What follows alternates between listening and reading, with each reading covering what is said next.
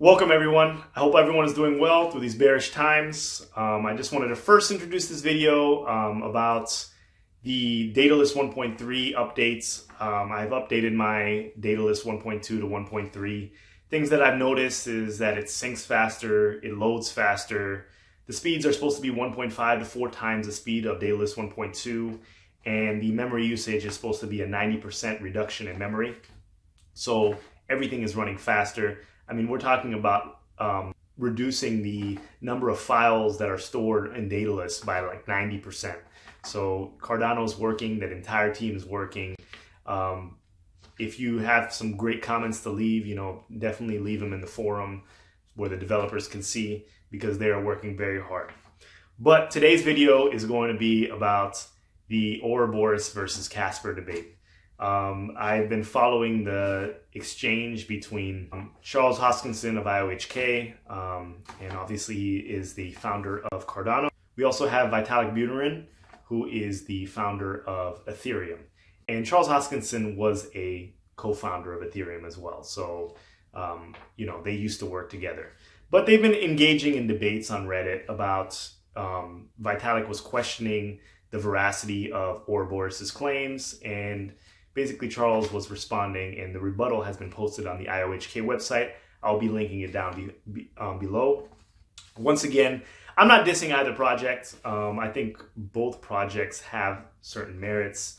I think that Cardano will end up becoming much better than Ethereum, but this is not a hate on Ethereum.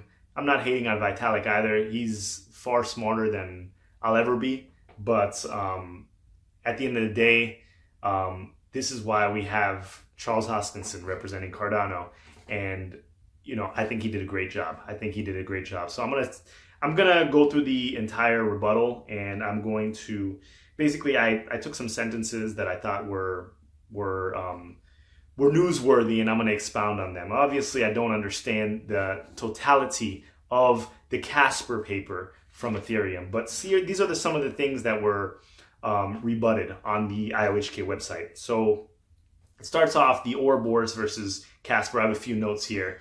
And Casper's term is called the FFG, which is Friendly Finality Gadget. And both of them are proof of stake protocols. So, we're both moving towards this proof of stake, this more environmentally friendly, and we're trying to figure out what's the most environmentally friendly while being the most secure blockchain that's in existence. And I think that's going to be Cardano. But the first category was the execution model and falsifiability of claims. So one of the sentences says this makes, basically they were talking about the claims of each product. And Vitalik was saying that the claims of Cardano are unsubstantiated, not concrete. But Cardano's rebuttal was that all the information is in their paper and also on their website. You can go to Cardano Docs and look at the exact specifications of everything, whether that be block size, block time. Everything is posted on the website. So whether you don't like Cardano, the facts are there. It's been proven. The paper was submitted to one of the top cryptocurrency conferences. The math is there. The paper is there. So, once again, this whole paper brings up a previous video's idea that I was talking about unsubstantiated claims. The fact that these people like Vitalik and, various other crypto figureheads, they can pretty much say anything and people are going to believe them. They can say 1 million transactions per second. People are going to believe them. We need proof. We need proof through substantiation of your paper, cryptography conferences, or other people are peer reviewing your paper. Otherwise, the average person does not know for a fact that this is true. So we're going to move to the comprehensive solution to the POS Ledger consensus. So POS is proof of stake, and this is what Ouroboros is going to be doing later. When Shelley releases, you'll be able to stake your ADA in the system, making it more secure and creating some sort of passive income for your ADA moving forward. So Casper's FFG, Friendly Finality Gadget Proof, as described in their white paper, is basically an enhancement on top of a pre-existing block proposal mechanism, a proof of work blockchain, namely Ethereum. So basically what this is saying is that their Casper is nothing novel. It's just built right on top of their old system. This is where Cardano differs. Cardano's system is built from the ground up. This is not just an add-on. And we have to worry about these add-ons into multi-billion-dollar cryptocurrencies that have a lot to fail. What if something goes wrong? Why wasn't it built correctly to start off with? Can we just insert some code on top of some other code? I mean, is this going to invalidate the code before? What kind of hacks, what kind of security issues come with these kind of proposals or these kind of changes?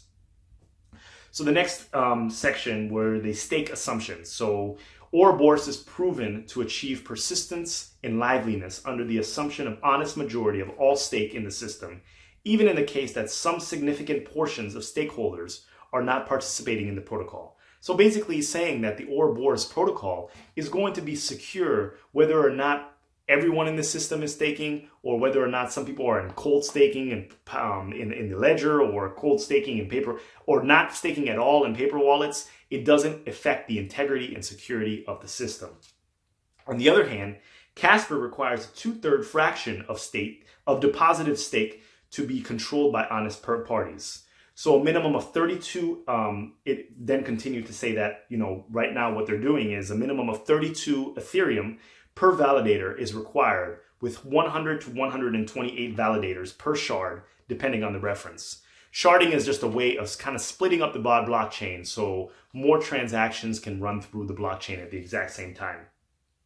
So it follows that the total deposited stake among all prospective validators turns out to be minimal and is not otherwise restricted, then just a few thousand Ethereum would be enough to register a set of Sybil validators that could disrupt the ledger consensus security properties.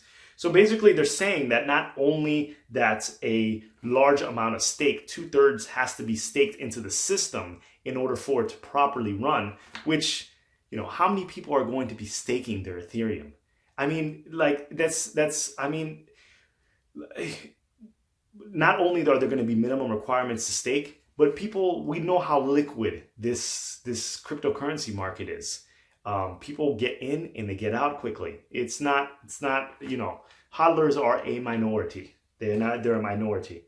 They also said that a few thousand Ethereum would be enough to set a Sybil validator that could disrupt the consensus model. So basically what I'm understanding is that someone with just a few thousand Ethereum could disrupt the entire consensus algorithm. And a few thousand Ethereum at today's prices is what, $750 to $1 million? How many Ethereum holders have that kind of money? A lot. So a lot of people could disrupt the system. And I'm sure there are a lot of big time whales that can disrupt it even more. Look at what the current market is doing right now. Look at how much disruption is going on just by, some big whales just just selling and panicking the entire market, driving down the price. You don't think they're going to do the same thing to Ethereum? If you don't think that they're going to do the same thing, I'm not sure what markets you're part of. So we're going to move on to the eventual consensus versus instant finality. So I thought this was interesting because they were saying that Bitcoin and Ouroboros right now are eventual consensus models. So eventual consensus basically means that it needs time to validate the transactions to go through the entire ecosystem.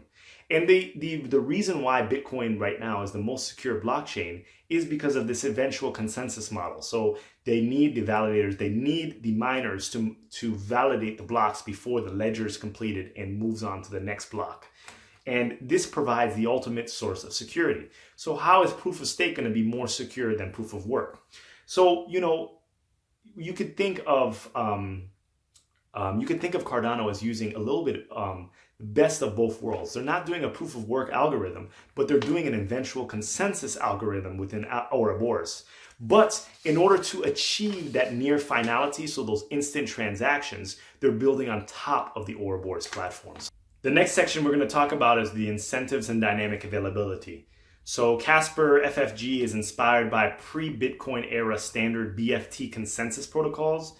So BFT is Byzantine fault tolerance consensus protocols, and as such, it cannot handle uncertainty in terms of number of participating entities once the set of validators becomes fixed. So this means that the protocol cannot operate in the sleepy setting and dynamic availability setting. where a significant number of parties that are supposed to act in the protocol are unavailable due to network conditions, hardware failure, or simply lack of interest. So this is basically saying that if any of these things go wrong, whether the network is down or whether the hardware is down, the protocol can be severely affected. And this is Casper FFG.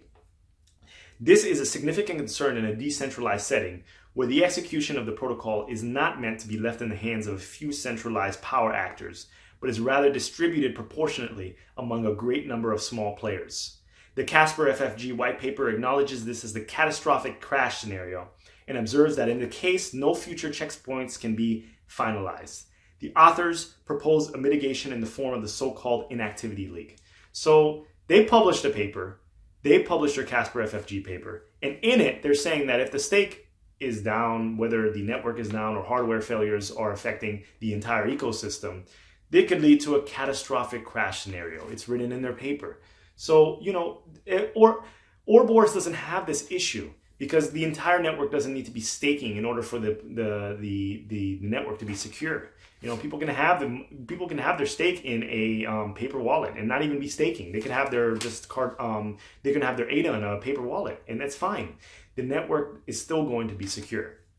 The mathematical and scientific principles of Ouroboros have proven that the security issue has been solved for Ouroboros' proof of stake algorithm.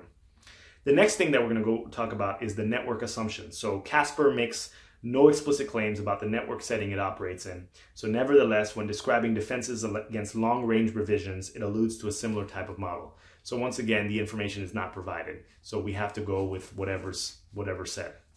The scientific rigor.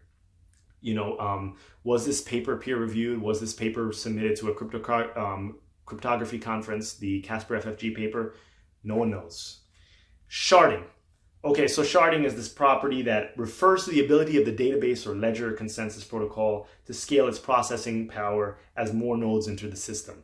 So interesting about sharding, and people are always talking about sharding to increase the throughput, to increase the transactions per second, TPS. But Ouroboros, where it's going to be, if we're sticking with an eventual consensus algorithm, and we're not moving towards a near finality algorithm, where it's going to be. So there's actually a paper called Ouroboros Hydra, and it's the scalable version of Ouroboros, and it's in the development stage right now, and it's going to be released in due time, following the usual mode of discourse, which is the peer review process, making sure that all the science and all the math behind the paper is 100% accurate, because we're building high assurance code here. We're building a cryptocurrency that lasts decades, not 5 or 2 years or 10 years.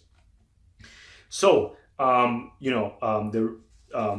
once the protocol's properties are in place, then Ouroboros Hydra will be released, but they are working on it as we speak, and it's going to be released sooner than later. Shelley's coming out soon, and the computational layer is being developed.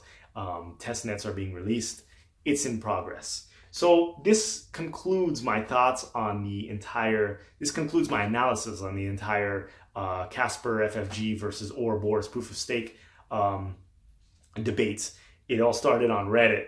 The one thing that I want to say is a lot of Vitalik Buterin's points, they weren't substantiated by mathematical or scientific principles backed by a peer review paper. And I know people always are clowning Cardano for peer-reviewed papers, but it counts. The mathematical and scientific principles and having multiple people agreeing that this is correct is what makes it correct. It's not like I say it's correct, so it has to be correct.